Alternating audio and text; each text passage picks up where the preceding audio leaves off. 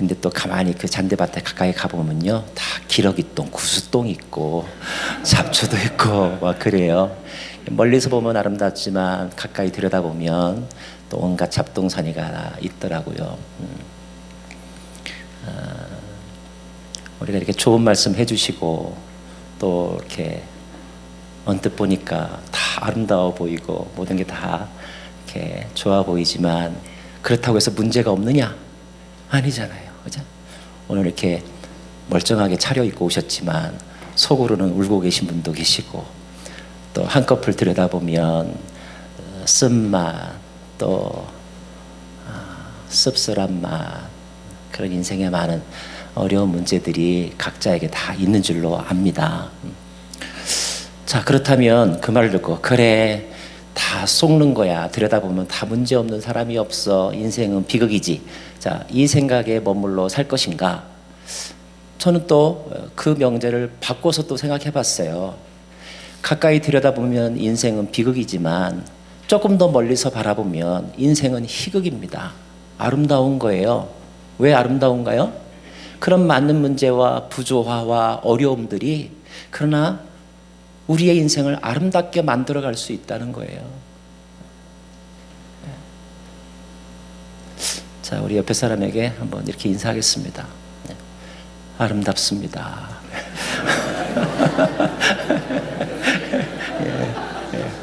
아름다운 시간입니다. 창조주 하나님의 눈으로 이렇게 바라보면 그리고 너무 자세히 들여다보지 마세요. 기미가 보입니다. 그러니까 이렇게 살짝 이렇게 적당히 두시면서 아름답습니다. 아름답습니다. 내 속을 몰라서 그래요. 굳이 다 알리려고 하지 마세요. 그분에게 알려준다고 해서 그분이 그 문제 해결해 주지 않아요. 그리고 또 그분도 또 그와 같은 일들이 있을 거예요. 인생이 그런 게 아닐까. 저보다 연배가 많으신 분들도 계신데 감히 이렇게 뭐 인생 이런 단어를 써서 송구하고 죄송합니다마는 하나님께서 저와 여러분을 기쁘게 여기시고 또 아름답게 여기실 줄로 믿습니다. 하영조 목사님께서 하셨던 말씀 가운데 제일 이렇게 기억에 남는 표현이 하나가 있는데 인생은 수동태다, 이런 명제가 있어요. 우리가 주도적인 삶을 소망하고 또 그렇게 주도적으로 살라고 권유하지만 그러나 인간의 본질을 가만히 보면 인간은 스스로 존재하는 자가 아니고 하나님에 의하여 만들어진 존재. 내가 원해서 태어난 사람이 어디 있습니까? 우리 부모님이 일을 저질러서 내가 태어났잖아요. 우리는 나의 의지와 상관없이 이 땅에 태어났다는 거예요. 그것이 우리의 본질. 인생은 수동태라 하는 것입니다. 그건 그렇지만 그런 내가 이제까지 살면서 내가 힘들게 결정하고 내가 선택해서 이루어진 일도 많습니다. 나 미국 오게 된 거 얼마나 고민하다가 그래도 내가 결정해서 꿈을 가지고 왔죠. 내가 선택한 것입니다. 이런 생각을 하시겠지만 그러나 그것도요, 한꺼풀 조금 더 깊이 들여다보면 여러분이 왜 미국에 오겠다는 생각을 하고 선택을 하게 되었을까요? 그 생각은 여러분 안에서 생기지 않았어요. 어떤 뉴스를 보거나 아니면 친구가 하는 말이거나 아니면 이미 먼저 가서 미국에 가서 살고 있는 사람들이 한마디 해준 그 말을 들음으로 거기에 여러분이 조금 더 적극적으로 반응했을 뿐이지 그 모든 것은 사실 여러분 안에서 나오지 않았어요. 외부로부터 왔다 하는 것입니다. 이게 우리의 본질이에요. 자, 이 사실을 사도 바울은 어떻게 신앙적으로 표현하냐면 모든 것이 만물이 그분으로부터 왔고, 그러니까 모든 것이 주님께로부터 왔다, 하나님께로부터 왔다. 이것이 사도 바울의 신앙 고백의 중요한 한 부분입니다. 모든 것의 오리지널이 되신 분, 그분으로부터 모든 것이 왔다. 나의 오늘도 그분으로부터 왔다. 나의 건강, 나의 시간, 물론 내가 잘 관리했기 때문에 내가 이 나이 때 그래도 내가 엿기를 몇 번 할 수 있고 내가 달리기를 몇 초에 달릴 수 있다 자랑하지만, 그러나 본질적으로 들어가면 모든 것은 하나님께로부터 왔다. 하나님께로부터 왔다. 우리의 태어남도 하나님께로부터 말미암은 것이요, 우리가 이 땅에 사는 것도 하나님께로부터 말미암은 것이요, 우리가 죽는 것도 내가 정할 수 없다. 하나님께서 정하신 것이다. 이것이 인생의 본질이다. 이것 잊어버리지 말아라. 잊어버리지 말아라. 왜 잊어버리지 말아야 하느냐 하면, 가장 중요한 본질을 잃어버리게 될 때 인생의 질서가 디스오더, 흐트러지게 되고, 우리는 옳지 않은 삶을 살면서 스스로 고난을 자초하면서 살더라는 것입니다. 구원론에 대해서도 사도 바울은 이렇게 말합니다. 구원의 방법을 누가 정하시느냐? 그것은 하나님이 정하시는 것이다. 하나님에게는 많은 수가 있다. 많은 수가 있다. 예수님을 통하여 구원의 방법을 정하실 수도 있고, 또는 율법을 통하여 구원의 방법을 정하실 수도 있고, 아니면 또 다른 새로운 방법으로 구원의 방법을 정하실 수도 있다. 중요한 것은 구원의 방법, 구원의 길을 정하시는 것도 하나님이시다. 근데 그 하나님이 정하신 구원의 길이 바로 예수를 통하여이기 때문에 너희는 그 근본이신 하나님, 그 하나님의 결정에 의하여 우리에게 제시된 그 구원의 길을 받아들여라. 믿어라. 영접하여라. 그 길을 한번 따라와 봐라. 그러면 어떻게 될까요? 두려워하지 말아라. 믿는 자에게는 영생이 있을 것이다. 내 말을 믿고 그것을 선택하는 자들에게는 결코 실패하지 않을 것이다. 망하지 않을 것이다. 영원히 살게 될 것이다. 이것이 주님의 약속이죠. 약속입니다. 구원에 대해서뿐만 아니라 우리가 인생을 살아가면서 왜 수많은 갈등들이 있을까? 교회 안에서도 왜 수많은 갈등들이 있을까? 그런 갈등에 대한 해법을 제시해주는 사도 바울의 가르침을 보면, 물론 서로 사랑하라 이런 말씀도 하시지만, 그것보다 더 근본적으로 하는 것은 이것입니다. 모든 것이 하나님께로부터 왔다. 네 거 아니다. 네가 한 거 아니다. 사람이 자기가 중요하다는 것을 인식할 때, 그걸 우리가 자존감이라고 말하죠. 근데 그 자존감이 적정선을 뛰어넘어서 나만 중요하다고 생각할 때 그것을 이기주의라고 말하죠. 교만함이라고 말하죠. 내가 중요하지만 내가 중요한 만큼 저 사람도 중요하다라는 것을 인정하지 않고 나만 중요하다는 생각에 빠지게 될 때 그는 자기 자신을 내세우게 되고 다른 경쟁자 또는 동료를 배척하게 되고 깔아뭉개려고 하고 그들보다 자기가 더 중요하다는 것을 내세우게 될 때 결국 분쟁이 일어나는 것이다. 왜냐하면 똑같은 생각을 그 사람도 하고 있거든요. 너만 잘났냐? 나도 잘났지. 똑같은 생각을 하고 있기 때문에 그래서 싸움이 생기는 것이다. 그래서 봉사하며 싸우는 것이다. 그래서 교회 다니면서 상처받는 것이다. 너희들이 변화되어야 될 근본적인 생각 가운데 하나는 너의 것은 아무것도 없다. 만물이 그분으로부터 말미암았고 그분 안에 있고 또 모든 만물이 그분께로 돌아가는 것이다. 공술의 공수거다.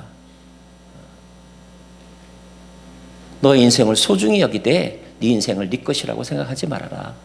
사역을 네 것이라고 생각하지 말아라. 교회를 네 거라고 생각하지 말아라. 교회의 원작자는 예수님이시다. 예수님한테 로열티 내라. 왜 로열티도 안 내고 네 거라고 착각하면서 사냐. 인생도 그러하다. 자녀도 마찬가지다. 자녀가 네 것이냐? 네 거 아니라는 거 이미 경험하지 않았느냐? 사춘기 때 이미 겪어보지 않았느냐? 자녀 결혼 결정할 때 이미 내 뜻대로 되지 않는다는 거 알지 않느냐? 아직도 그 착각 속에서 빠져나오고 있지 못하고 있느냐?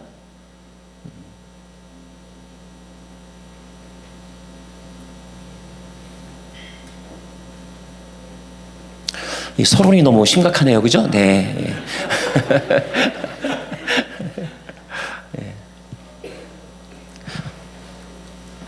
어제 우리가 2차 전도 여행까지 했는데요. 오늘만 참석하신 분들은 조금 생소하겠지만 잠깐 지도를 보시면 2차 전도 여행입니다. 바울이 우리 성경에 1차, 2차, 3차 전도 여행 했다고 하는데 1차, 2차, 3차뿐만이 아니라 안디옥교회 파송을 받기 전에도 복음 전하고 또 3차 전도여행을 끝나고 난 다음에도 복음을 전했죠.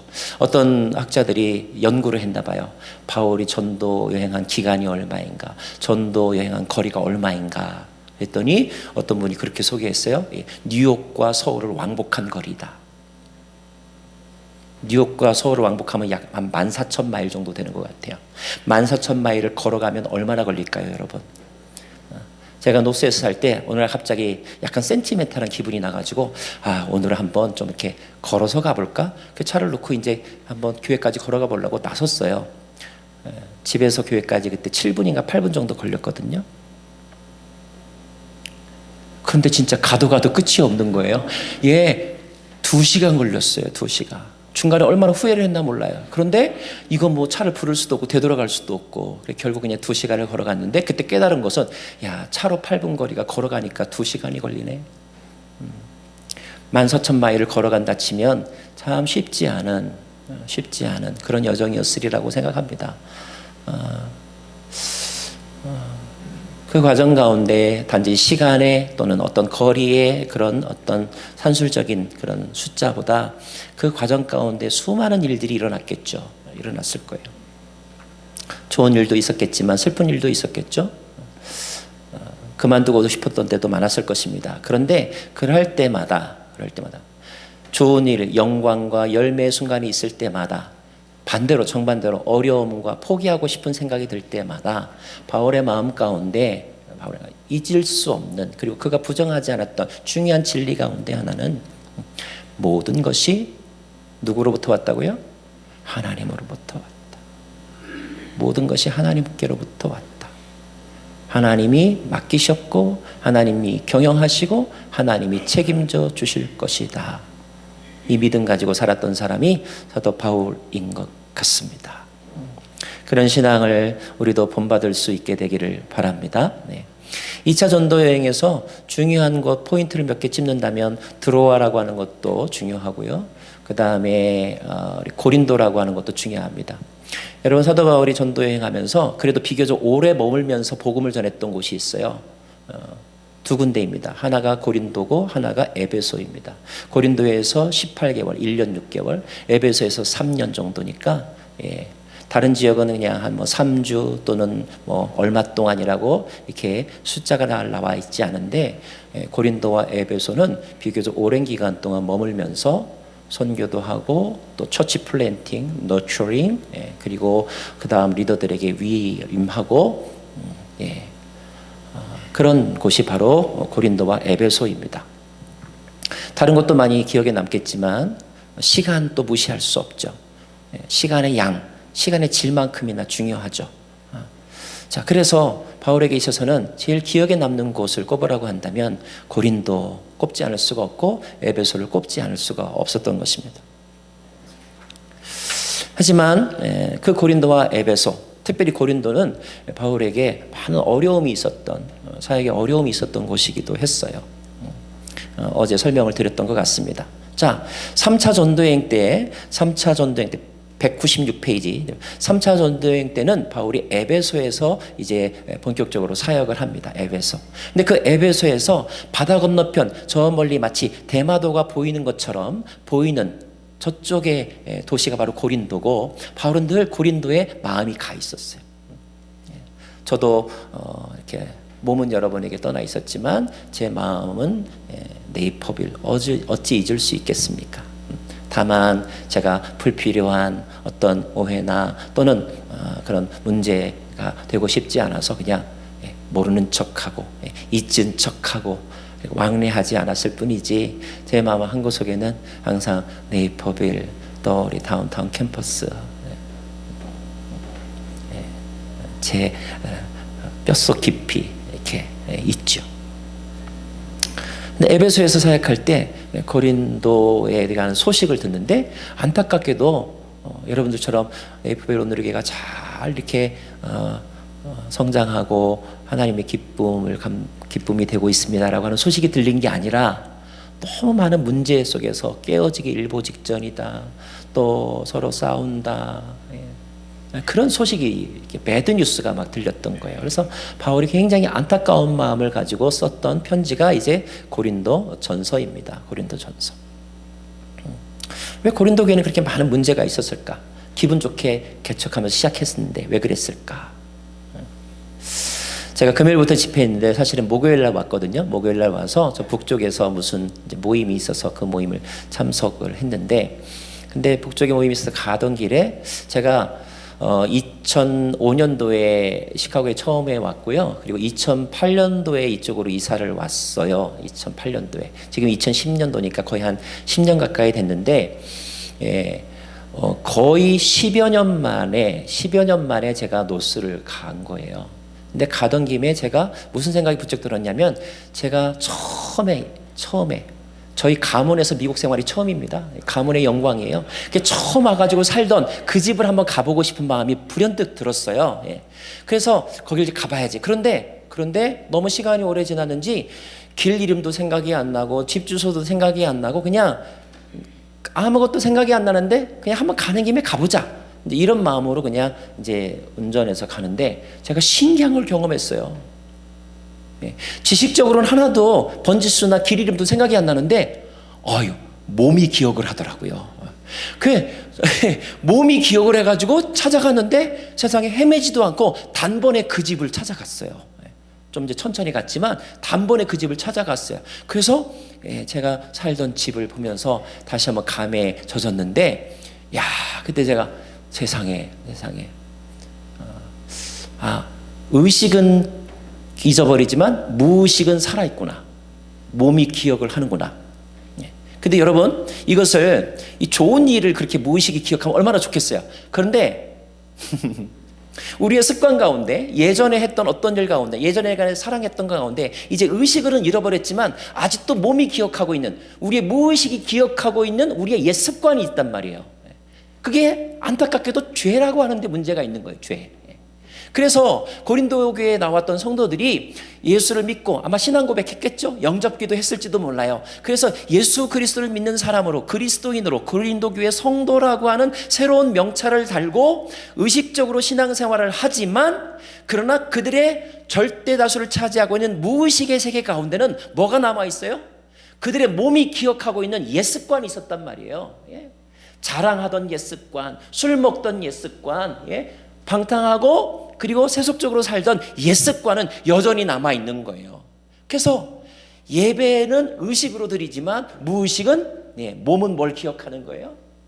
몸은 왠지 찌뿌둥한 거예요. 몸은 졸린 거예요. 몸은 딴 데가 있는 거죠. 그래서 고린도 교회가 교회라고 하는 명찰을 붙였음에도 불구하고 많은 문제들을 겪었던 것입니다. 그러니 그것까지 바뀌려면 시간이 걸리는 거겠죠. 걸려요. 근데 참 감사한 것은 하나님은 그 무의식의 세계까지 다 변해야 구원받았다라고 말씀하지 않으시고, 우리가 하나님을 향하여 우리의 방향을 바꾸어 그분에게 첫 발을 내디디는 그 영적인 선택만으로도 우리에게 뭐라고 말씀하시냐면, 아이고 구원받았네, 이렇게 말씀해 주시니 얼마나 그게 감사한 일입니까? 감사한 일입니까? 우리가 아이들 키울 때 막 뭐 똥오줌 싸고 막 밥 흘리고 하던 애가 어느 날 밥그릇 깨끗하게만 비워도 뭐라고 말해요? 아이고 다 컸네, 장가 가도 되겠네, 이런 허무맹랑한 이야기를 하잖아요. 근데 사실 그건 뭐예요? 믿음 안에서 그를 축복하는, 믿음으로 그를 받아들인다고 하는 사랑이죠. 우리가 구원받았다라고 하는 말은 사실 그런 뜻이에요. 우리는 여전히 미성숙하고 우리의 몸은 옛날 거를 기억하고 있지만, 하나님은 그 완전함을 지금 요구하시는 것이 아니라 우리의 삶의 방향을 그분을 향하여 턴한 것, 그것만으로도 우리를 기뻐하시면서 그 믿음 안에서 믿음으로 우리를 바라보시고 구원받았다라고 말씀하고 계신 것입니다. 그러므로 하나님이 구원받았다고 말씀하신 것을 여러분 스스로 너무 의심하지 마세요. 그래, 나는 구원받았지. 남은 숙제가 있다면 이 구원을 완성해야지. 이 믿음의 행진을 계속하여 감으로 이 하나님의 구원의 장성한 분량에 이르러 구원을 완성하는 그 날이 올 때까지 내가 흔들리지 않으리, 방향을 바꾸지 않으리, 목표를 잃어버리지 않으리. 이것이 우리가 가져야 될 자세인 줄로 믿습니다. 자, 그래서 고린도서를 쓰죠. 고린도 쓰고 뭐 그들 안에 있었던 여러 가지 분열의 문제, 또 성령의 은사를 가지고 다투는 문제, 또 리더십의 어떤 갈등의 문제, 또 제사 음식에 관한 문제, 부활에 관한 문제, 이런 문제들에 대하여서 목회적 어떤 그 권면들을 쭉 하는 것이 고린도 전서입니다. 가장 중요한 단어를 하나 꼽으라면 첫 번째는 모든 것이 하나님께로부터 왔다라고 하는 가르침이고요. 또 하나는 서로 화목하라, 사랑하라라고 하는 교훈이죠. 그래서 우리가 잘 아는 사랑장이 고린도전서 13장에 나오는 것입니다. 사랑은 허다한 죄를 덮는다고 했고, 사랑은 오래 참는 것이라고 했고, 어떤 때는 믿음이나 소망보다 더 중요한 것이 사랑이라고 하면서, 사랑은 율법을 완성하는 것이라고 하면서 서로 사랑하라.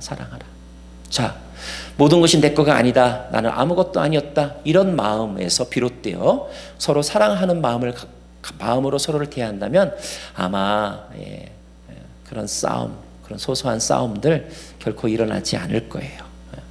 나를 주장하지 아니하고 상대를 존귀 여기는 마음을 가지고 우리가 함께 더불어 교회 공동체 생활 하실 수 있기를 바랍니다. 자, 고린도전서를 썼던 바울은 장소를 옮겨서 드로아로 가고 그 다음에 마게도니아라고 하는 지방으로 가게 되는데요. 그 마게도니아 지방에서 이제 고린도 교회에 대한 또 다른 소식을 듣습니다. 그 소식은 뭐냐면 고린도 교회의 문제가 다 해결이 되었다는 거예요. 이렇게 목회자가 편지를 보내거나 또는 설교했을 때 다 알아듣고 자기 생각을 바꾸고, 그렇죠? 행동을 바꾸면 얼마나 좋겠어요. 아마 이중재 목사님도 그러면 너무너무 행복하실 것 같아요. 설교한 대로 살아가고 또 권면한 대로 여러분이 이렇게 들어주시고 노력해 주신다면 얼마나 그 결과가 아름답겠습니까? 자, 고린도 후서는 그런 소식을 듣고 교회가 깨어지지 않아서 다행이구나. 아이고, 떠났던 그 성도가 돌아온다고 하는구나. 비전위원회가 이렇게 안정이 됐다는구나. 그런 안도감으로 쓴 편지가 고린도 후서예요. 고린도 전서는 안타까운 마음으로 쓴 거고 고린도 후서는 안도감으로 쓴 편지입니다. 그런 안도감이 생기다 보니까 바울이 평소 같지 않게 무슨 얘기를 하냐면, 이제 와서 내가 하는 말인데 너 그거 알아? 뭐요? 네가 그때 그렇게 속썩일 때 내가 그때 얼마나 마음이 아팠는지 아냐? 너는 모르지? 내가 그때 너를 위해서 철야하며 금식하며 기도했어. 이렇게 자기 이야기를 합니다. 자기 이야기를 해요. 근데 이게 평소 바울답지 않은 그런 화법이기 때문에 바울이 말하면서도 쑥스러웠던 것 같아요. 맨날 다른 사람에게는 육체를 자랑하지 말아라, 오직 십자가 예수만 자랑하라, 늘 그렇게 얘기했는데 오늘은 왠지 내 얘기를 하고 싶은 거예요. 그래서 내가 조금 쑥스럽지만 내가 오늘은 내 얘기 좀 할게 라고 하면서 고린도 후서에서 바울이 자기 이야기를 쓰는데, 그 이야기 가운데는 뭐 내가 고생했다 이런 이야기도 있지만 바울이 가지고 있던 하나님의 사람으로서, 하나님께 보냄받은 사람으로서, 내가 선교사로서 또는 사도로서 목회자로서 내가 어떠한 마음을 가지고 그 일을 해왔는지, 그리고 지금도 그리고 앞으로도 내가 어떠한 마음으로 사역할 것인지에 대한 그의 사역에 대한 가치관, 이 가치관이 이렇게 드러나 있습니다. 저는 이 말씀을 여러분과 꼭 좀 한번 읽고 싶은데 페이지 243페이지 열어주시고, 여러분 혹시 성경이 있으시면 고린도 후서 6장을 좀 읽어봤으면 좋겠어요. 고린도 후서 6장. 고린도 후서 6장입니다.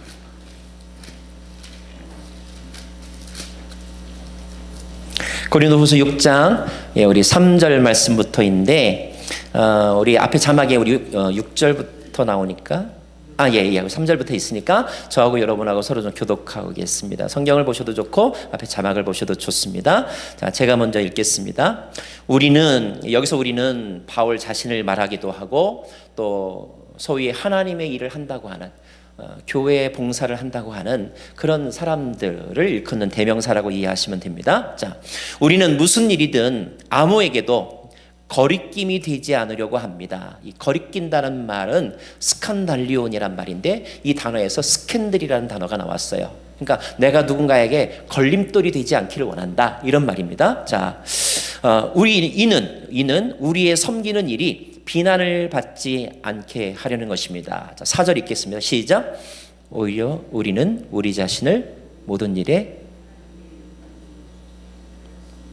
오늘 3명밖에 안 나오셨어요? 네. 다시 오직, 시작. 오직 모든 일에 하나님의 일꾼으로 자천하여 많이 견디는 것과 혼란과 공핍과 고난과 매맞음과 갇힘과 난동과 수고로움과 자지 못함과 깨지 못함 가운데서도, 이 부분은 전부 다 얼마나 힘들었는가 어려웠는가를 이야기하는 거겠죠. 6.25를 겪은 세대가 요즘 젊은 세대에게 그때 우리가 얼마나 힘들었는지 아냐, 그때 내가 민주화 운동하느라고 얼마나 고생했는지 아냐, 이런 이야기를 하듯이 다 체험에서 나오는 눈물 없이는 들을 수 없는 국제시장 스크립트입니다. 얼마나 힘들었는지 아냐, 이 얘기에. 자, 그런 가운데서도 자, 마지막 문단이죠. 시작. 깨끗함과 지식과 오래 참음과 자비함과 성령의 감화와 거짓이 없는 사랑과, 그 다음 페이지, 그 다음 시작. 진리의 말씀과 하나님의 능력으로 의의 무기를 좌우해 가지고 영광과 욕됨으로 그러했으며 악한 이름과 아름다운 이름으로 그러했느니라.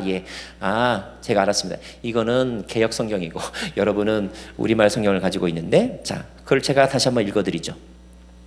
또한 우리는 순결함과 지식과 오래 참음과 친절함과 성령과 거짓 없는 사랑과 진리의 말씀과 하나님의 능력으로 일합니다. 진리의 말씀과 누구의 능력으로? 나의 능력으로? 아니라는 거예요. 하나님의 능력으로. 사실은 내 손으로 했는데, 내 돈으로 헌금했는데 아니라는 거예요. 이건 하나님의 돈이라는 거예요. 그거는 네 손이 아니라는 거예요. 하나님의 손이라는 거예요. 그 에너지는 너가 끄집어내는 젖먹던 힘이 아니라는 거예요. 하나님이 공급해 주시는 힘이라는 거예요. 하나님의 능력으로 일한다. 사랑하는 여러분, 바울이 에베소에서 겪었던 아주 중요한 사건 가운데 하나가 뭐냐면, 자, 2차 전도여행 말미에 바울이 에베소에 가서 전도함으로 교회가 시작이 되었는데 3차 전도여행 때 가보니까 잘 믿기는 믿는데 뭔가 2% 부족한 거예요. 왜 부족할까 봤더니 그게 빠졌어요. 그게 뭔가 안고가 빠졌어요. 그 안고가 뭐냐? 그래서 바울이 묻죠. 너희가 믿을 때 성령을 받았느냐? 아니요, 우리는 요한의 세례밖에 못.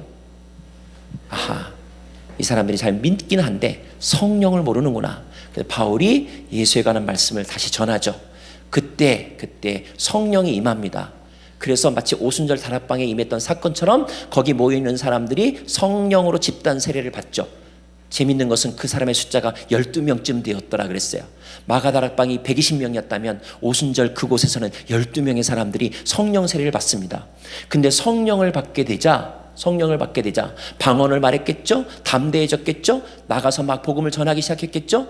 근데 그것이 얼마나 파워풀했느냐면 에베소라고 하는 도시 전체가 바뀔 정도로 에베소에 믿는 사람들이 예수 믿고 주일날 문을 닫고 그들이 하던 어떤 세속적인 장사, 술 장사를 그만두고 다른 장사를 그만두고 해서 경제 그 구조가 바뀔 정도로 그렇게 전 도시적인 회개가 일어났다는 거예요. 이것은 어디로부터 말미암았느냐? 성령 세례를 받음으로. 그래서 성령이 하시니까 그 사람 개인이 했던 것보다, 그 사람의 지식과 능력으로 했던 것보다 더 쉽고 더 놀라운 열매들이 맺혔다는 것입니다. 그래서 바울은 늘 하는 이야기가 네 힘으로 하지 말아라. 하나님의 힘으로 해라. 성령의 힘으로 해라. 오늘도 말하고 있는 것입니다. 내가 진리의 말씀과 하나님의 능력으로 일한다. 하나님의 능력으로 일한다. 사랑하는 여러분, 봉사하시는 여러분, 성가대 하시는 여러분, 너무너무 아름답던데요. 계속하여 성령의 능력으로 성가대 봉사하시기 바랍니다. 성령의 능력으로 순장하시고 성령이 주시는 힘으로 여러분 사역하시기 바라요. 글쎄 제가 좀 이게 교만하게 들릴지 몰라서 조심스러운데, 제가 제일 행복했던 순간을 이제 꼽으라면 그 중에 막 노스, 네이퍼빌, 다운타운 이렇게 막 섬길 때였는데, 지금 생각하니까 참 열심히 돌아다녔는데 하나도 힘든 줄 모르고 한 걸 보면 내 힘으로 한 게 아닌 것 같아요. 그게 하나님으로, 하나님의 힘으로, 하나님을 사랑하는 열정으로 하면 힘들지 않은 거구나. 주변 사람들은 우리 말리면서 그럼에도 불구하고 힘든 줄 몰랐던 것은 그래도 하나님을 사랑하는 마음, 하나님의 능력으로 하려고 했기 때문이 아닌가, 이렇게 감히 말하는데, 아마 이런 경험을 여러분들도 다 하셨으리라고 생각을 합니다. 그 다음 말씀이 뭐냐면 또 우리는 오른손과 왼손에 의의 무기를 들고, 자 8절 보시면 이렇게 돼 있어요. 영광과 모욕, 비난과 칭찬을 동시에 겪으며, 동시에 겪는다는 말을 저는 강조하고 싶어요. 여러분, 우리가 새해에 덕담할 때 올해는 좋은 일만 일어나기 원합니다 라고 축복하죠. 그러나 사실 좋은 일만 일어나는 인생은 없어요. 새빨간 거짓말이에요. 사실은 어떻게 좋은 일만 일어납니까? 좋은 일도 일어나고 안 좋은 일도 동시에 일어나죠.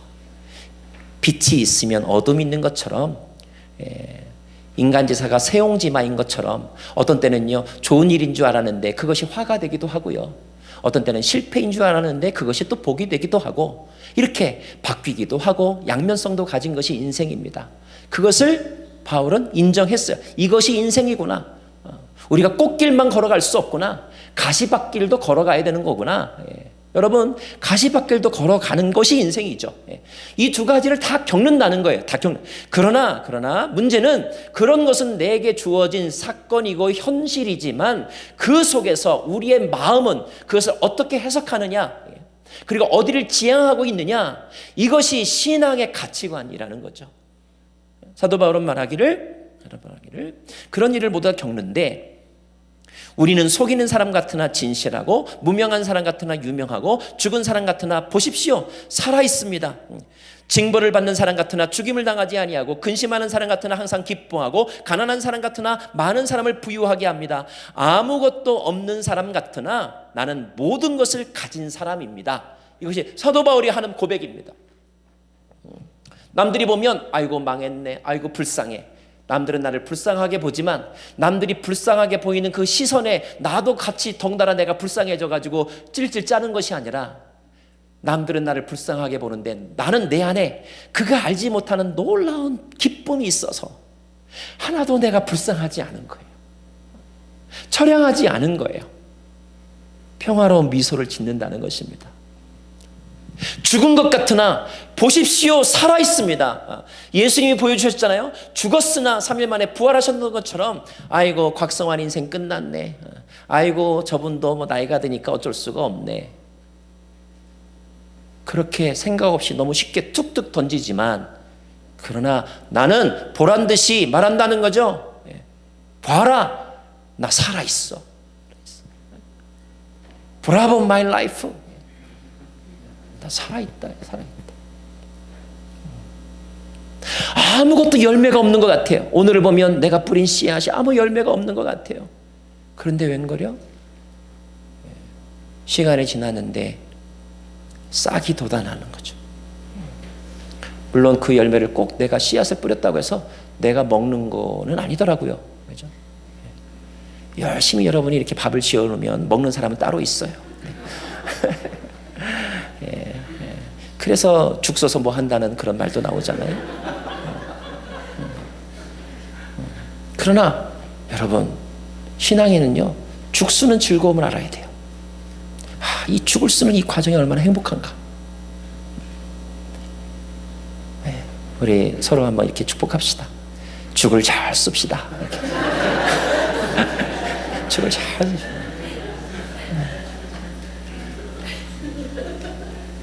여러분의 눈에서 사라지면 그 사람이 없어진 건가요? 아니죠. 여러분의 시야에서만 사라졌을 뿐이지 그는 다른 어떤 곳에서 너무너무 신앙생활로 잘하고 있고 행복하게 살고 있을 수 있다는 거죠. 너무 내 중심으로 생각하지 말라는 것입니다. 하나님 나라 관점에서 보세요. 하나님 나라 관점에서.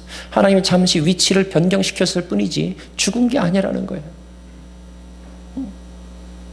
보이지 않는 것을 보는 것, 이것이 신앙 아닙니까? 육신의 눈으로 볼 수 없는 것을 믿음의 눈으로 보는 것, 하나님의 눈으로 보는 것, 시간 너머의 세계를 보는 것, 이 공간의 세계를 뛰어넘어서 보는 것, 이것이 신앙이 아닙니까? 그 속에 기쁨이 있는 거 아닙니까? 그 소망 때문에 우리가 오늘 인내하는 것 아닙니까? 인내가 쓰죠. 씁니다. 써요. 인내하는 내 모습을 보면서 사람들은 합니다. 그러나 여러분, 찌찌찌찌 한다고 거기에 너무 마음 빼앗길 필요가 없어요. 그분이 왜 찌찌찌찌 하다 보니까 뭐 무슨 말을 해야 될지 몰라가지고 그냥 찌찌찌찌 하는 거예요. 어떤 분이 내가 좀 심각한데 와가지고 그냥 툭 한마디 던지죠. 근데 그 말이 나이가 어떤 때는 막 비수처럼 달려올 때가 있어요. 왜 인사를 이따위로 하나 이런 생각이 들 때가 있어요. 근데 왜 그 사람이 그 말을 했는지 아세요? 그 사람이 무슨 말을 해야 될지 몰라가지고 그냥 지나가는 말로 한마디 던진 거지, 뭐 되게 심각해서 아이고 뭐 자녀가 결혼해야죠, 결혼 책임져 주지 않습니다. 그냥 인사치레로 한 말이니까 그거 가지고 뭐 우리 집을 뭐 어떻게 보내, 그렇게 생각하실 거 없어요.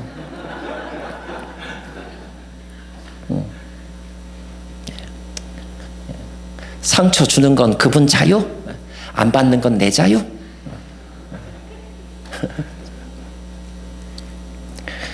그럼 그런 힘이 어디로부터 나왔느냐? 그거는 외적인 데서 나오지 않죠.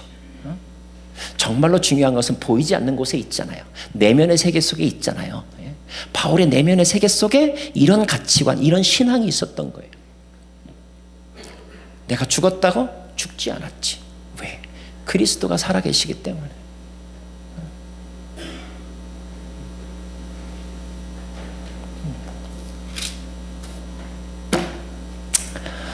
이런 마음으로 사역하는 것이 참된 신앙인의 사역의 모습인 줄로 믿습니다. 뭐 뉴욕에 어떤 리저렉션 초치라고 하는 교회가 있다고 하는데, 그 교회 조셉 마테로라고 하는 목사님이 뭐 이렇게 쓴 아티클의 내용을 어떤 그 포털 사이트에서 본 적이 있습니다. 그 토픽은 이거였어요. 세속화된 기독교인들의 특징 10가지. 자, 이제 스스로 체크해 보세요. 자, 첫째. 세속화된 기독교인들은 하나님의 뜻이 무엇인지 묻지 않고 중요한 결정을 내린대요. 너무 좋아. 결혼해야지. 하나님 결혼해도 될까요? 묻지 않고 결혼해야지 결정을 한다는 거예요. 두 번째, 하나님보다 사람들의 시선과 생각을 더 의식한다는 거예요. 셋째, 성령보다 돈에 이끌린다는 거예요. 넷째, 예배 참석의 주 목적이 하나님께 영광 돌리는 데 있지 아니하고 인간관계라는 거예요. 다섯째, 대중문화가 추구하는 가치를 모방한대요. 와, 요즘 다 뭐 한대. 그래? 아, 요즘은 유행이 이거래. 그래? 여섯째, 하나님이 내 인생의 일부라는 거예요. 일부. 전체가 아니라 일부.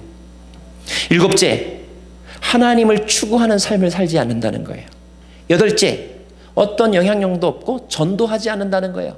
전도하지 않는다는 거예요. 전도하라고 하면 삶으로 하는 거죠. 이렇게만 얘기하면서 안 한다는 거예요. 아홉 번째, 제자를 양육하지 않는다는 것입니다. 열 번째, 재정 운영에 있어서, 돈을 운영함에 있어서 청지기 정신을 갖지 않고 소유의식을 가지고 산다는 거예요. 자, 채점하셨죠? 100점 만점. 할렐루야. 계세요? 만약에 이 가운데, 물론 저도 여기에 해당되는 게 있고요. 많으면 많을수록 우리는 인정하실, 내가 참 세속적으로 사는구나. 나는 그리스도께 속한 사람이 아니구나. 나는 세상에 속한 사람이구나. 이게 세속인간이잖아요. 세속인간이 아니라 영속인간으로 살아야 되는데, 우리 세속인간, 세속적인 삶을 사는, 그러면서도 그리스도인이라는 거예요.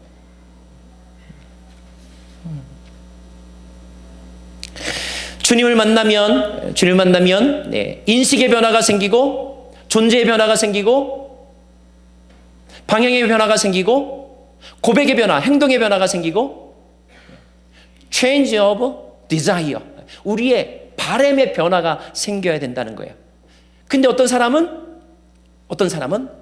몸이 익숙한 대로 여전히 남아있어서 그게 바뀌지 않는다는 거죠. 우리를 이 땅에 보내시고 세우시고 만나서 말씀하여 주신 하나님이 원하는 방향으로의 가치관, 에너지를 쏟는 그 타겟이 새롭게 우리에게 주어졌음에도 불구하고 그것으로 완전히 바뀌지 못하고 얼마나 많이 가까이 가느냐는 둘째예요. 정도를 말하는 게 아니에요.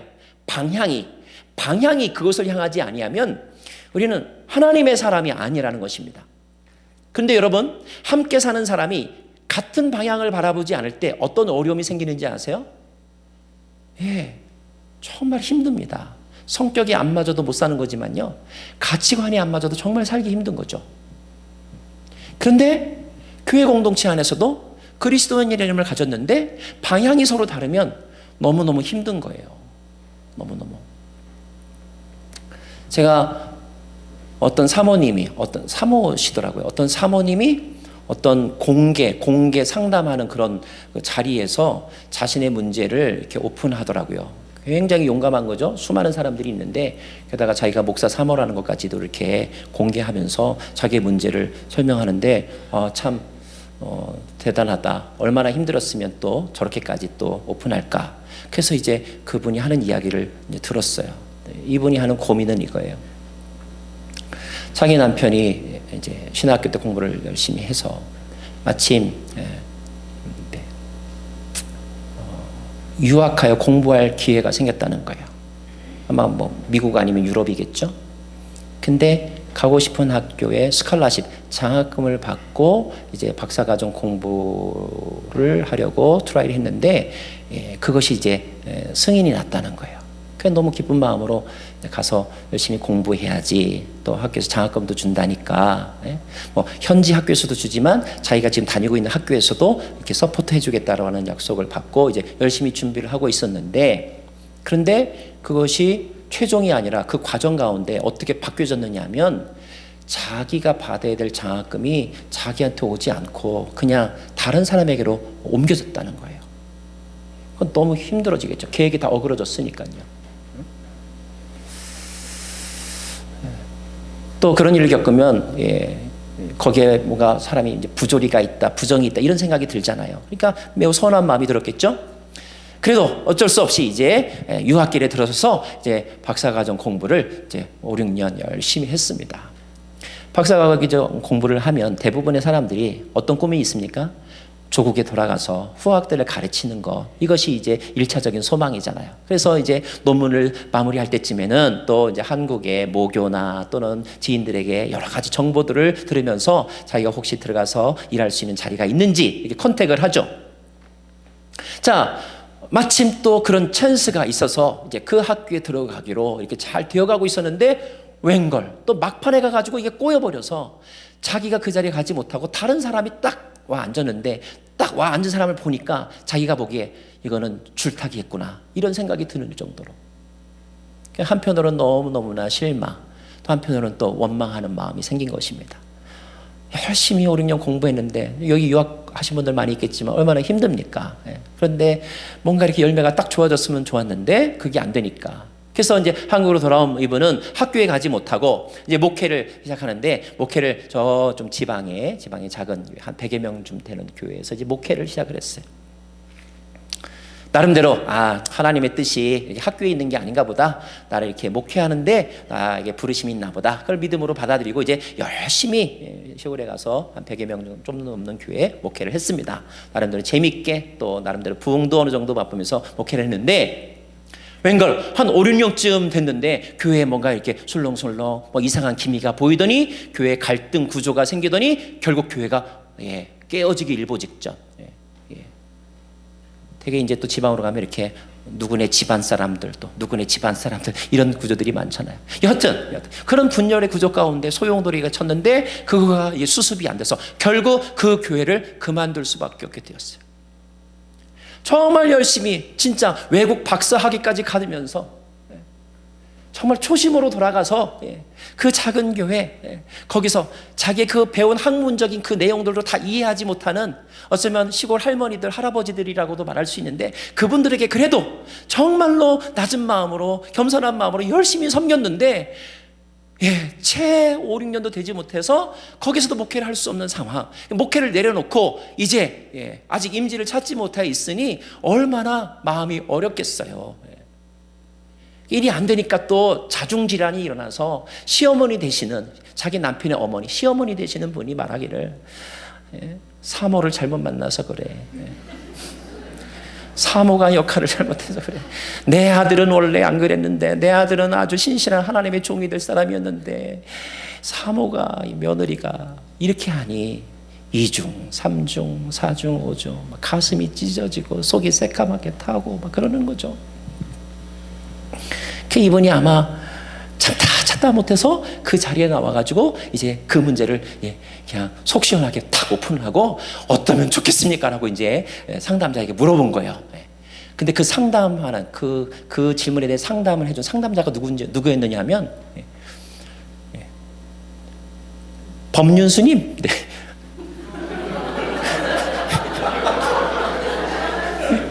있잖아요, 왜 하시는 분.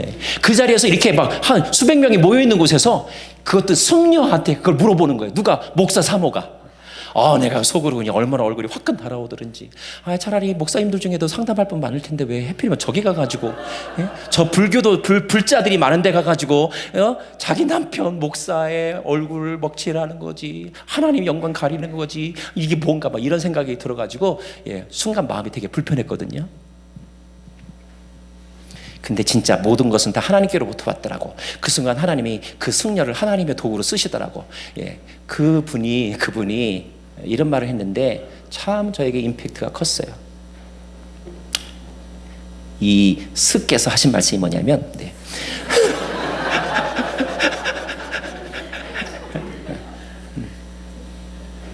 당신이 믿는 예수, 당신이 따르는 예수는 내가 알기로 하늘의 영광과 보좌를 버리고 이 땅에 와서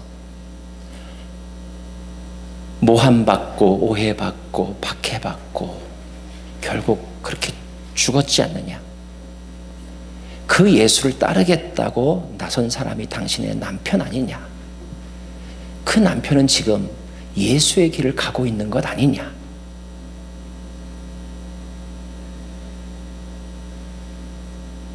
내가 보기에 당신의 남편은 너무너무 훌륭한 사람이고 예수님 가신 그 길을 삶으로 따라가는 사람이다고.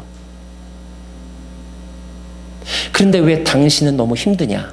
그거는 당신은 그 예수의 길에 들어서지 않았기 때문이라고. 당신이 행복할 수 있는 길은 당신도 목사하라고, 당신도 그 길에 들어서라고. 그러면 당신은 힘들지 않을 거라고.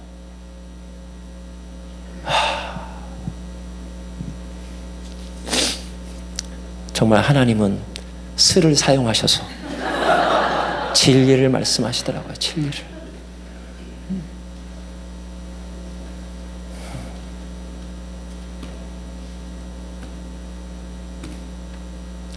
사랑하는 여러분,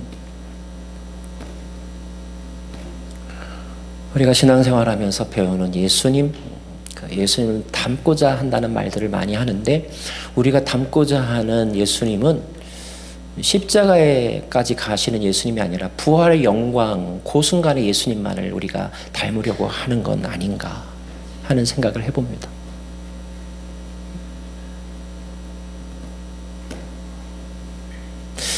분명한 것은 하나님은, 예수님은 우리에게 그것만을 위해서 우리를 부르시고 그것만을 위해서 사명을 주시지는 않으셨다는 거죠.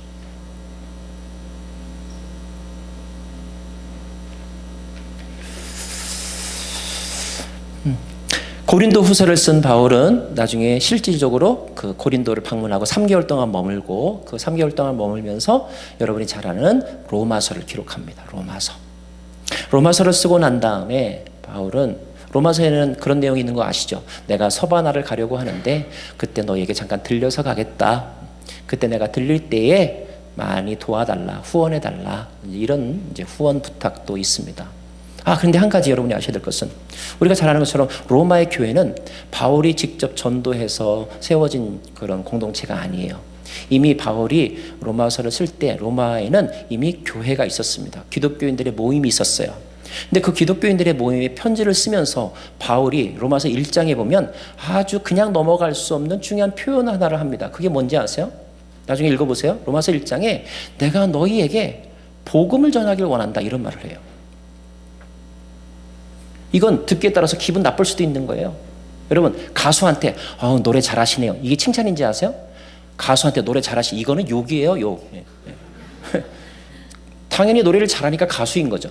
자, 이미 그 지역에 있는 사람들은 복음을 받아들였고 교회 공동체로서 이미 신앙생활을 하고 있어요. 복음을 들었어요. 복음을 알고 있다니까요. 그런데 바울이 로마서를, 그것도 아주 심각한 편지를 쓰면서 자기의 모든 신앙의 집대성이라고 할 수 있는 로마서를 쓰면서 그들에게 뭐라고 하냐면 너희들이 들어야 될 복음이 있다. 내가 너에게 복음 전하기를 원한다라고 말합니다. 나는 들었는데 왜 또 복음이 필요한 거야? 바울은 그래도 복음을 들어야 된다는 거예요. 왜요? 바울이 보기에 로마의 성도들은 복음을 들은 것 같지만 복음을 알지 못하고 복음의 능력을 경험하지 못했기 때문에 복음을 다시 알아야 돼서 복음을 제대로 알아야 되기 때문에 그래서 로마서를 쓴 것입니다. 우리 안에 자칭 그리스도인이라고 말하지만 그리스도인의 삶을 살지 않는 사람들은 복음을 다시 발견해야 돼요. 복음의 재발견. 내가 이제까지 때 묻은 복음을 이해했구나. 내가 너무 이기적으로 복음을 해석했구나. 복음은 그것이 아니구나. 다시 발견하기를 원하신다면 로마서를 다시 보세요. 로마서는 그런 의미가 있습니다. 여하튼 로마서를 쓰고 근데 그 로마를 바로 가면 좋을 텐데 바로 안 가고 로마와는 정반대 방향에 있는 예루살렘을 들렸다가 이제 로마로 가겠다라고 하는 거죠. 자, 오늘 이제 마지막으로 여러분과 나누고 싶은 메시지는 이것입니다. 바울은 왜 예루살렘을 가려고 하는가? 예루살렘은 매우 상징성이 많은 도시죠. 특별히 유태인들에게는 영적인 고향, 하나님의 임재가 있는 곳, 영광의 땅, 또 민족의 중심이죠. 거기 가면 동족들이 있고 동족 중에 정치 지도자들, 종교 지도자들이 있는 곳이 예루살렘입니다. 그래서 바울이 예루살렘을 가려고 했을까요? 아닙니다. 바울은 그런 목적으로 예루살렘을 가려고 하지 않았어요. 예수님도 예루살렘을 들리셨죠. 예수님이 예루살렘을 가는 목적과 바울이 예루살렘을 가는 목적은 동일합니다. 그 목적은 무엇일까요? 주변 사람들이 이렇게 생각했어요. 예수님 예루살렘에 와가지고 자기의 능력을 마음껏 발휘해서 왕이 되셨으면 좋겠다. 이것이 예수님의 제자들이 바라봤던 예수님이 예루살렘을 가야만 하는 이유였어요. 하지만 예수님은 그런 목적으로 예루살렘에 들어가지 않으셨습니다. 바울도 그런 사람들의 일반적인 개인적인 세속적인 관심으로 예루살렘을 가려고 했던 것이 아니었어요. 바울이 예루살렘에 가려고 했던 것은 화평케 하는 자, 화목제물이 되고 싶어서 예루살렘에 가려고 했습니다. 무슨 뜻이냐 하면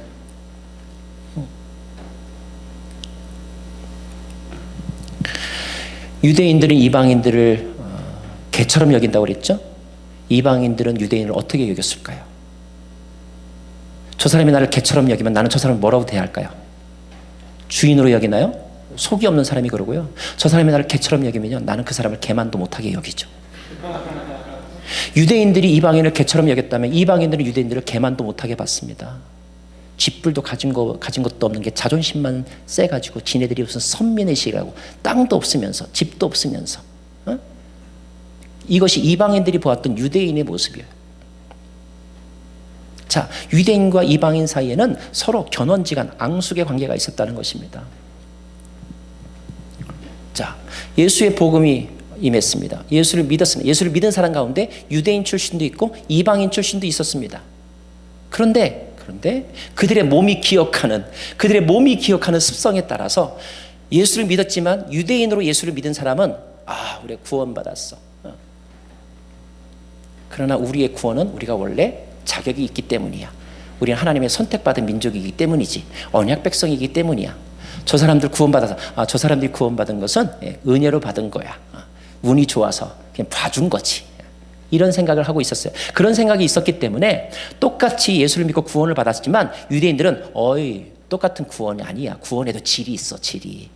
나는 A급 구원이고 쟤는 B급 구원이지. 나는 성골이야. 쟤는 진골이고. 천국에 가면 천국에 가서 부귀영화를 누리는 거 아니야. 우리는 펜트하우스에 살고 저 사람들은 천국의 부엌에서 부엌 일 하는 거야.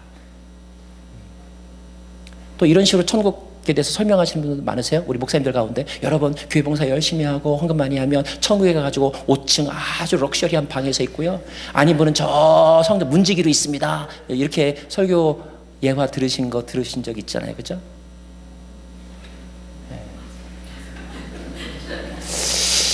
그 예화 잘 생각해 보셔야 돼요. 그게 진짜 하나님 마음인가? 여하튼 그런 마음이 있었어요. 그런 마음은요, 마음이 그러하면 우리의 속사람은 언제든지 무의식적으로 밖으로 드러나게 돼 있다니까요.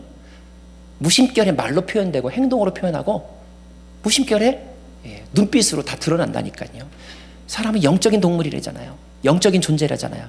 그래서 딱 보면 저 사람이 나를 싫어하는지 좋아하는지, 나에 대해서 칭찬하는데 이 칭찬이 진실된 칭찬인지 거짓된 칭찬인지를 알아차린다니까요. 그러니까 서로 가까워질래야 가까워질 수가 없는 거죠. 인사로는 사랑합니다, 환영합니다, 평화, 하나님의 평강이 이렇게 노래하지만 속으로는 너도 알고 나도 아는 거죠. 왜? 마음속에 뿌리 깊게 뭐가 있기 때문에?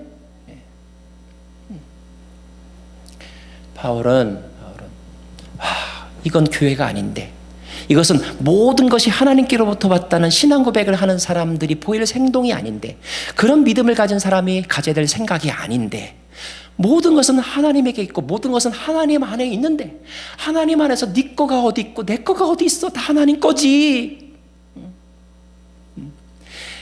그 증거가 여기 있는데, 누구요? 이방인들 중에서 복음을 받아들여서 너무 귀하게 잘 자라나서 하나님의 일꾼으로 세워진 사람들. 그래서 바울은 이 사람들을 데리고 가서 증거로 보여주면서, 보아라, 하나님들도 이만큼 귀하게 쓰시지 않느냐. 이 사람들이 섬기는 모습을 보아라. 어쩌면 우리를 부끄럽게 할 만큼 너무나 아름답지 않느냐. 약한 자를 들어서 강한 자를 부끄럽게 하시는 하나님의 능력이, 하나님의 섭리가 여기 살아있지 않느냐. 바울은 그것을 나타내고 증언하고 싶어서 예루살렘에 가려고 했던 것입니다. 단지 말로만 가면 안 되겠다. 저 사람들도 사람이니까 좀 우리가 아이스 브레이킹 해야지. 마음을 좀 다독여줘야지. 어떡할까? 그래. 우리 헌금하자, 헌금. 왜? 저 사람들이 지금 경제가 너무 안 좋대. IMF를 겪었대.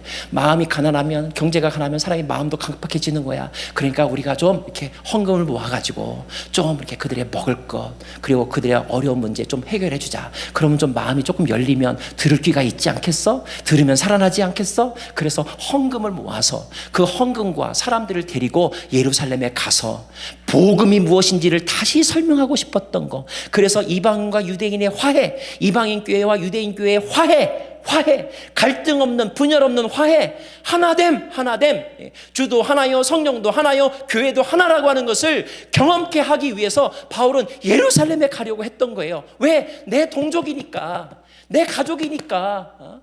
내가 열심히 밖에 나가서 전도 몇 사람 영접시켰다. 그러나 내 집에 내 식구가, 내 부모님이 예수님 안 믿으면 항상 마음 가운데 찝찝함이 있고 마음에 짐이 있잖아요. 짐이 있잖아요. 그러니까 내 가족이 제대로 깨달아야 되니까. 그래서 그 가족이 있는 예루살렘으로 가려고 했던 것입니다. 문제는 그때 예루살렘의 상황이 바울에게 결코 우호적이지 않았다는 거야. 왜 우호적이지 않았느냐 하면, 당시 예루살렘 사람들은 로마로부터 독립을 간절하게 바랬기 때문에 로마 사람들도 미워하고 또 로마 사람들과 친한 사람들도 덩달아 미운 거예요. 그런 점에서 봤을 때 유대인들이 보기에 바울은요, 로마 사람보다 더 미운 사람이에요. 왜?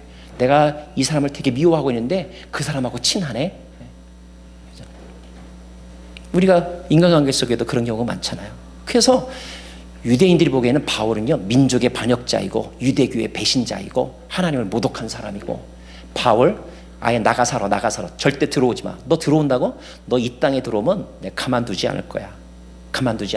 내가 너희들 재판정으로 바로 구속해가지고 재판할 거야. 청문회 할 거야. 청문회. 이게 당시 예루살렘에 있었던 유대교인들, 유대주의자들, 유대민족의 아주 일반적인 생각이었어요. 그게 아주 강렬했고 아주 예민했습니다. 그래서 바울이 고린도에 있을 때 그 소식을 들었어요. 누가 전해줬겠죠. 선생님, 요즘 예루살렘 상황이 이렇게 좋지 않습니다. 지금은 귀국할 때가 아닙니다. 귀국하지 마세요. 좀 더 머무세요. 그럼에도 불구하고 바울은 예루살렘에 가겠다는 거예요. 그래서 고린도를 떠나 예루살렘이 있는 곳으로 갑니다. 두로를 거쳐서, 그 다음에 가이사랴를 거쳐서 점점 더 부산항에 내려서 대전을 찍고 인천은 여기 바로 가이사랴에 와 있는 거죠. 이제 조금만 더 가면 예루살렘입니다. 근데 예루살렘에 가까이 가면 갈수록 예루살렘의 그 분노의 열기가 막 느껴지는 거죠. 그러자 주변 사람들이 말립니다. 선생님 꼭 가야만 하겠습니까? 가는 것도 좋지만 우리에게는 선생님이 너무 중요합니다. 선생님 가서 무슨 일을 닦을지 모릅니다. 혹시 그러다가 체포되면 어떡합니까? 지금 가지 말고 다음에 가시면 안 되겠습니까? 아니, 안 가면 안 되겠습니까? 안 가고도 편지할 수 있지 않습니까? 많은 제안들을 했겠죠. 어떤 마음으로? 사랑하는 마음으로. 왜? 동역자니까, 그들의 선생이니까 말렸단 말입니다. 그 말리는 모습이 얼마나 사실 감동이겠어요. 그 감동에서 나온 말이 오늘 우리가 읽은 본문의 말씀입니다. 바울이 이렇게 말하죠. 너희가 어찌하여 울면서 말리느냐? 왜 내 마음을 이렇게 아프게 하느냐? 이것은 그래, 내가 너희들의 마음을 안다. 나를 아끼는 마음에서 내 의견, 내가 하고자 하는 일을 반대하는 거 내가 안다. 하지만 그럼에도 불구하고 나는 예루살렘에 가야 한다. 왜요? 따라하겠습니다. 주 예수의 이름을 위하여. 주 예수의 이름을 위하여 나는 가야 한다. 물론 또 어떤 사람은 이렇게 말하겠죠. 주 예수의 이름을 위하는 방법이 꼭 그것뿐입니까? 이렇게 또 그렇게 이야기하면서 그런 논리로 말리는 사람이 있을지도 몰라요. 여러분 그거 아세요? 여러분 땅끝이 어디입니까? 교리적으로, 신학적으로, 지리적으로 설명할 수도 있겠지만, 여러분 누구에게 선교해야 합니까? 국내 선교가 중요합니까? 해외 선교가 중요합니까? 이론적으로는 혹시 왈가왈부할 수 있을지 모르겠지만, 여러분의 땅끝은 오늘 여러분에게 깨닫게 하시는 그 대상이 땅끝인 거예요. 여러분의 부르심은 오늘 다른 사람은 못 봤는데 내 안에 그에 대한 측은지심이 생기고, 내가 뭔가를 해야지 라고 하는 마음이 생기면 그게 내 사명인 거예요. 거기가 땅끝인 거죠. 바울은 하나님과의 밀접한 동행함심 속에서 하나님이 주신 마음에 따라서 내가 화해케 하는 자로 들어가야지, 이 마음을 가졌던 것입니다. 그래서 그때에, 그 시대에, 그 시점에서 바울에게 주의 이름을 위한다는 것은 뭐였어요? 예루살렘에 가서 이방 지역의 많은 열매들을 그들에게 보여주고 그들로 하여금 예수의 정신, 하나님의 뜻이 어디에 있는지를 눈으로 확인시켜 주어 그들의 눈이 열리고 그들이 복음에 대해서 오픈마인드를 갖게 하는 것, 그들의 경험과 전통과 그리고 율법에 매여 있던 고정관념을 포기하고, 그렇구나, 하나님은 모든 사람을 차별 없이 구원하시는 우주적이고도 보편적인 분이시구나, 이것을 확인시켜 주는 것이 그 시점에서 바울에게는 주의 이름을 위하는 것이었다는 거예요. 질문합니다. 여러분에게 있어서 주의 이름을 위하는 것은 무엇입니까? 사람마다 다를 수 있어요. 그러나 주 예수의 이름을 위한다고 하는 큰 원리 속에서 벗어날 수는 없는 거예요. 제대로 그 비전을 우리가 품고 살아간다면. 자, 오늘 바울이 우리에게 주는 믿음의 사람들, 하나님의 일꾼이라고 또 하나님으로부터 보냄받았다고 고백하는 사람들이 어느 순간에 대답해야 될 가장 중요한 답은, 한번 따라합시다. 주 예수의 이름을 위하여. 제가 질문할 때 대답하십시오. 여러분 왜 네이퍼빌에서 사십니까? 여러분 왜 오늘 여기서 예배하십니까? 내일 아침 왜 출근하여 직장에 나아갑니까? 네. 이것이 우리가 품어야 될 궁극적인 목적이라는 거예요. 궁극적인 방향이라는 것입니다. 주 예수의 이름을 위하여 어떻게 해요? 기도해 보세요. 성경은 우리에게 원리를 가르쳐주고 기도는 우리에게 방법을 가르쳐 주시니까요. 기도하세요. 주님, 내가 어떻게 해야 이 상황 속에서, 이 시점에서 주 예수의 이름을 위한 행동과 선택이 될 수 있습니까? 첨예하게 의견이 대립되는 이 순간에 내가 어떻게 행동하는 것이, 언제 말하고 언제 침묵하는 것이 주 예수의 이름을 위한 것입니까? 내 명예를 위한 것이 아니라 주 예수의 이름을 위한 것은 내가 오늘 어떻게 해야 하는 것입니까? 라고 기도해 보세요. 성령의 음성에 민감하게 귀를 열어보세요. 그런 과정들을 통하여 우리는 예수의 사람, 성령의 사람, 온전한 사람으로 자라나는 것입니다. 속도가 중요하지 않다고 했습니다. 우리의 삶의 방향이 중요하다고 했습니다. purpose라고 하는 말을 영어로 부르면 why we exist, 왜 우리가 사는가, 왜 우리가 존재하는가. what의 문제가 아니에요. why, 왜 사는가,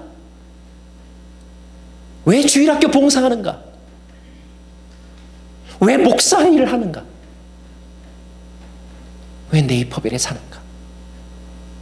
물론 자식 문제, 자식 교육 때문에요, 직장에 발령받아서요, 비즈니스가 여기 있기 때문에요, 이런 것도 이유가 되죠. 그것이 이유가 안 된다는 것은 아닙니다. 그러나 그것이 우리의 궁극의 이유가 될 수 없다는 거예요. 궁극적인 목적과 비전이 될 수는 없다는 것입니다.